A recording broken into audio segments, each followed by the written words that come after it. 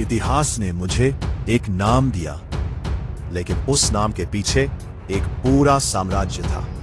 मैं वह राजा था जिसके पास कन्नौज था, जिसके सामने उत्तर भारत की राजनीति थी और जिसके समय में एक ऐसा तूफान आया जिसने पूरे उत्तर भारत का भविष्य बदल दिया।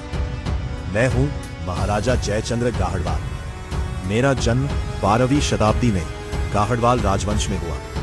मेरे पिता विजयचंद्र थे। मेरे पिता के बाद मैंने कन्नौज और वाराणसी के शक्तिशाली राज्य की बागडोर संभाली। मेरे शासन में कन्नौज सिर्फ एक राजधानी नहीं था, वो उत्तर भारत की राजनीति और संस्कृति का एक बड़ा केंद्र था।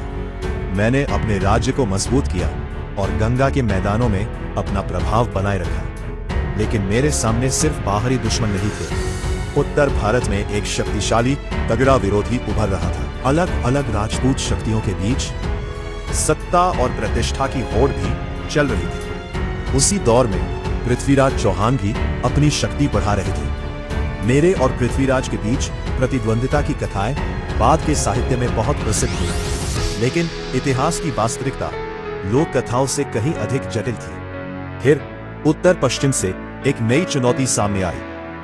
मोहम्मद गौरी। 1191 में तराइन का पहला युद्ध हुआ।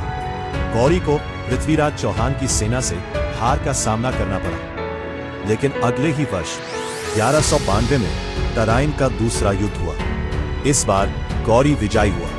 इसके बाद उत्तर भारत की राजनीतिक स्थिति तेजी से बदलने लगी और मेरे राज्य के लिए भी खतरा बढ़ गया। 1194 ईस्वी, चंदावर का युद्ध। मोहम्मद गौरी की सेना थी। मैंने अपनी सेना के साथ उसका सामना किया। युद्ध भयंकर था। मैंने अंत तक संघर्ष किया, लेकिन चंदावर की रणभूमि पर मुझे पराजय का सामना करना पड़ा। इसी संघर्ष में मेरी मृत्यु हुई, लेकिन मेरी कहानी सिर्फ हार की कहानी नहीं है। मैं उस युग का राजा था जिसने कन्नौज और वाराणसी जैसी महत्वपूर्ण भूमि पर शासन किया और जिसके समय में उत्तर भारत एक बहुत बड़े राजनीतिक परिवर्तन से गुजर रहा था। आज मेरे नाम के साथ कई कहानियां जुड़ी हैं, कुछ इतिहास से और कुछ बाद की लोक कथाओं से। एक बात निश्चित है, जयचंद्र गाहड़वाल उस दौर के एक शक्तिशाली उत्तर भारतीय शासक थे। मैं हूं महाराजा जयचंद्र, वह राजा जिसने एक बदलते हुए युग में राज किया और जिसकी कहानी के साथ कन्नौज के गौरव और उत्तर भारत के बदलते इतिहास की याद जुड़ी हुई है।